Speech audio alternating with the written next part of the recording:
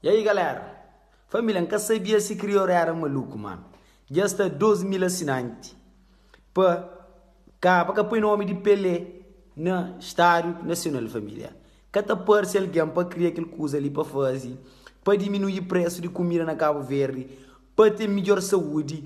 Para ter melhor comunicação. Para diminuir a internet. Para ter um bom salário. Que ninguém está para nisso, mesmo. Ninguém está fazer aquela coisa para ter assinante. Para ter que os governantes, que se governam os países mal. Que está fazer. Então, como é para ter nome de Pelé, de Estado, que nós que está usa, que nós que está servir Estado, que sabe que está incomodando nós. É só nós dinheiro que está trago para compor o Estado, man.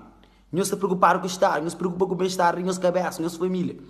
Nós fazemos baixo assinado para melhorar condições de vida, para reduzir a violência na Cabo Verde.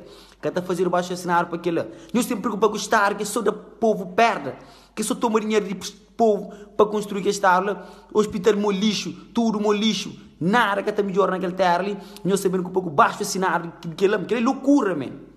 Não se preocupa, nós fazemos baixo assinado para mudar, para compor, para reduzir violência na Cabo Verde, para dar povo atenção, para o povo comida, para ter um bom melhor para o povo crioulo. Não sabe baixo assinado para reduzir não é Pelé. Não quer que ele loucura, não faz coisa positividade. Jambay.